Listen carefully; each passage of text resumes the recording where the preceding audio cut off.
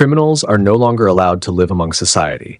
They are banished to a desert wasteland, a lawless, unforgiving land with no rules and no return. This place is separated from the rest of the world by steel fences and guarded checkpoints. Once you're thrown inside, you're no longer the responsibility of the government. Here, the outcasts are called the Bad Batch, each given a unique number as identification.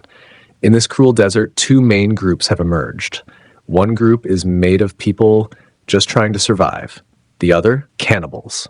We meet a girl named Arlen, who has just been dropped off by officers into this vast no-man's land. Over 5,000 people have already been sent here. As Arlen walks further, she passes a large sign. Beyond this point, you are no longer under the protection of the United States. In her hand, she holds a paper with a strange message. Find the dream. Find comfort. That's the name of a place some bad batchers talk about, a supposed safe zone. Tired and unsure where to go, Arlen spots a broken-down car and climbs inside to rest, but she doesn't realize she's being watched. Suddenly, everything goes dark. She wakes up tied and helpless. Two muscular women from the cannibal clan had captured her. One of them approaches with a rusty saw. Before Arlen can scream, her arm is cut off. Then her leg. They're using her body parts as food. In this merciless land, food is scarce, so some have turned to the unthinkable, eating other humans to survive. These cannibals are strong, fit, and brutal. They keep other victims alive in cages, slowly slicing off limbs whenever they get hungry. Arlen knows she's next. Bleeding and chained, she realizes she must escape or be eaten alive. She uses nearby trash and mud to cover herself, hoping to mask her scent and wounds. The next day, one of the women comes to check on her. Seeing Arlen weak and filthy, the woman assumes she's dying. So she unchains her and takes her to clean her body. But Arlen is ready. While the woman is distracted, fetching water, Arlen snatches a metal rod and hides it. As the cannibal begins washing her, Arlen strikes, plunging the rod straight into her attacker. The woman stumbles, blood pouring. But Arlen doesn't stop. She stabs her again and again until the woman collapses, dead.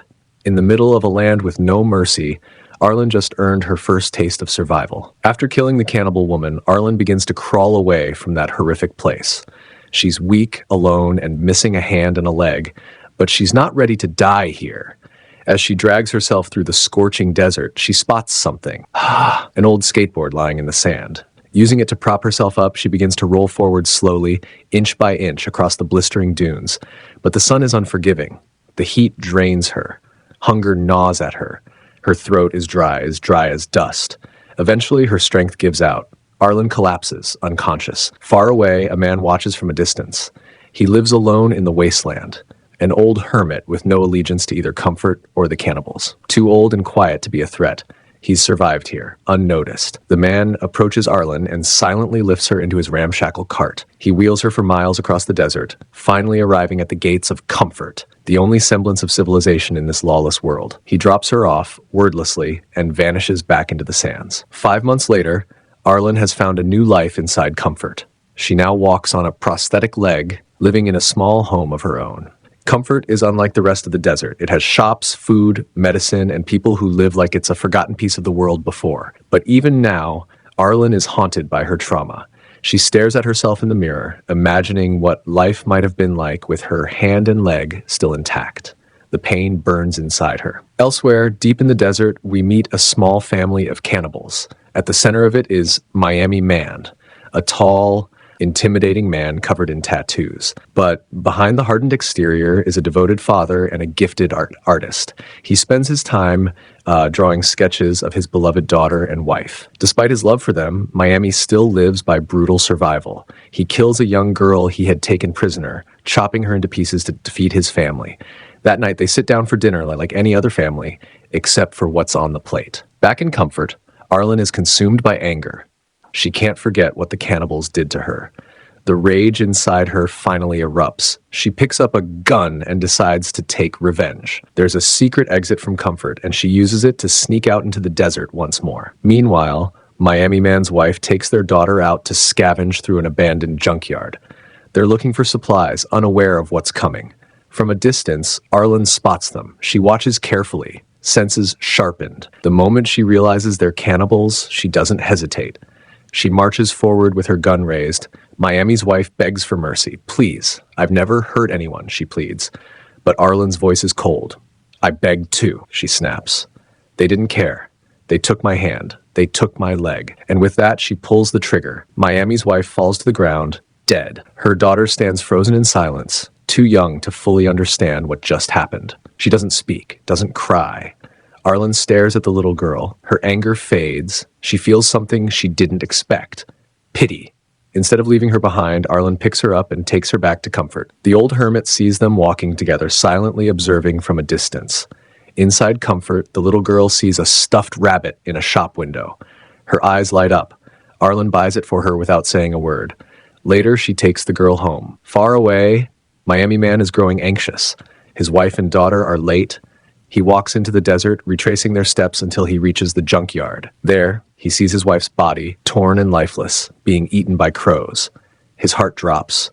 His daughter is nowhere in sight.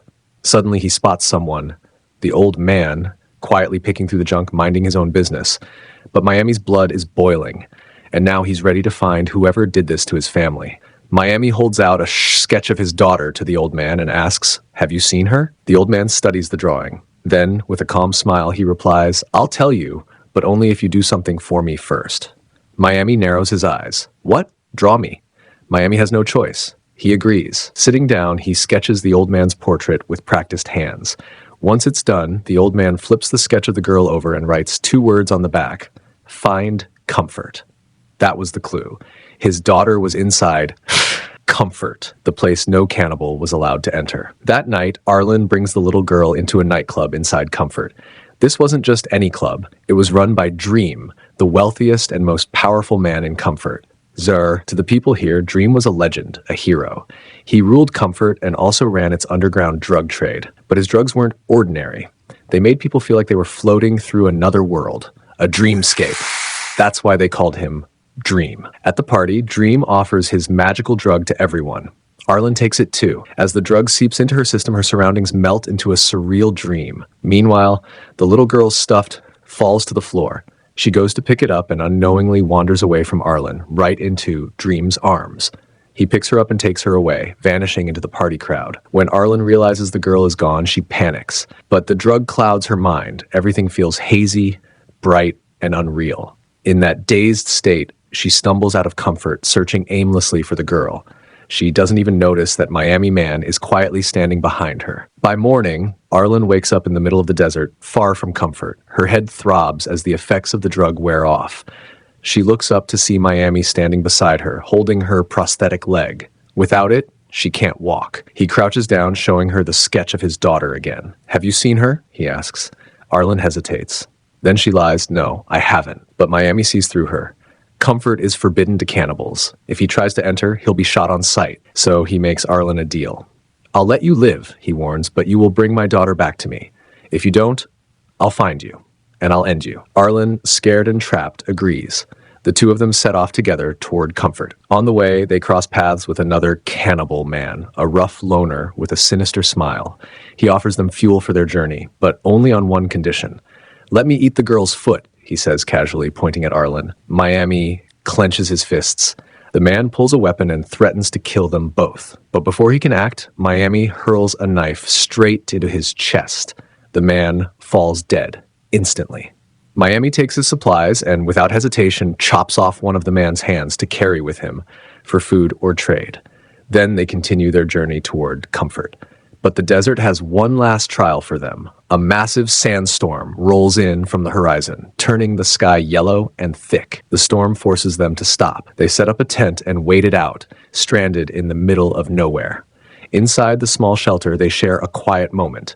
Two enemies, bound by a fragile deal and an innocent girl caught between worlds. Night falls as the violent sandstorm finally settles.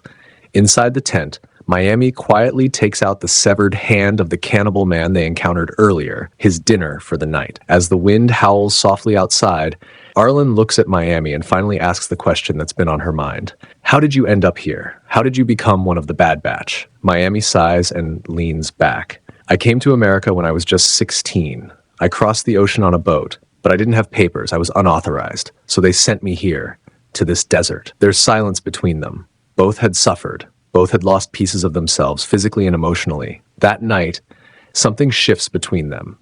The bitterness softens. They start to understand each other. They share pain, and that pain turns into quiet closeness. But just as something starts to grow between them, a gunshot rings out. Miami is hit. A stranger steps out from the shadows, aiming his weapon at them. He reaches for Arlen and tells her to come with him. Arlen is torn. Should she stay with Miami, a man who once saved her life, or go with this stranger and return to comfort? After a long pause, she chooses to go with the man, back to the familiar zone of comfort. But once inside, Arlen feels hollow. Comfort isn't home anymore. She misses Miami, his silence, his kindness, and the bond they had built. Memories flood her mind. The night in the tent, his story, his wounds. So Arlen decides to go back. She returns to the desert, but finds only his sketchbook lying in the sand. She picks it up and heads back to comfort, clutching it like a treasure. Elsewhere, the old man who lives alone in the desert notices a flock of crows circling in the distance. He walks toward them and finds Miami, barely alive, lying unconscious on the ground. The old man helps him up, catches a crow, and feeds it to Miami to restore his strength. Back in comfort, Arlen flips through Miami's sketchbook. Each page tells a story of pain, memories, and people. One drawing stops her. His daughter. Determined to reunite them, Arlen begins showing the sketch to everyone in comfort, asking if they've seen the girl. No one had. Exhausted, Arlen sits on the street when she spots a group of women walking out of Dream's house. Among them is the little girl. Now, everything makes sense. Dream, who had no child of his own, adopted Miami's daughter, and Arlen realizes getting her back won't be easy. Dream runs comfort. He's powerful and feared. He wouldn't give her up. But Arlen doesn't give up. She heads straight to Dream's grand palace, where women are working in lines, making drugs. Dream smiles and says, "These drugs made me who I am. They let people escape their minds. That's why I'm Dream." Arlen calmly says, "I want to work here too, like them." Dream agrees. One of the women leads Arlen to a room. Inside, Arlen asks to use the washroom. She goes in, pulls a hidden gun from her fake foot, and returns. Without hesitation, she aims the gun at the woman and takes her hostage. She then confronts Dream. "If you want this woman, your wife, to live," she says coldly, "then give me the girl." Dream is cornered. He has no choice. He agrees. Arlen, the woman, and the girl leave together in a small carriage. As they leave the gates of comfort behind, Arlen releases the woman and lets her go. Then Arlen and the little girl head back to the desert. There, they finally find Miami alive thanks to the old man's help. Arlen brings the little girl to him and gently says, "I brought her back and I want to stay too." But Miami shakes his head. "No," he says, "you don't belong with us. We're cannibals. You'll be in danger. One day, you might become food." But Arlen doesn't care. "I'm not going back. I just want to stay with you because I like you." Miami stares at her. Just then, the little girl interrupts. "I'm hungry," she says, "but I don't want meat. I want noodles." They don't have noodles, so Miami makes a quiet decision. He picks up the girl's beloved rabbit and without saying a word, he kills it. They cook the rabbit and share a quiet meal together in the desert. A strange, broken family, but together at last. The camera lingers on them as the sun sets. Arlen, Miami, and the girl sitting in the middle of nowhere. No more comfort, no more walls, just the wild, the pain, and the peace that follows. And with that, the film ends. Thank you for watching.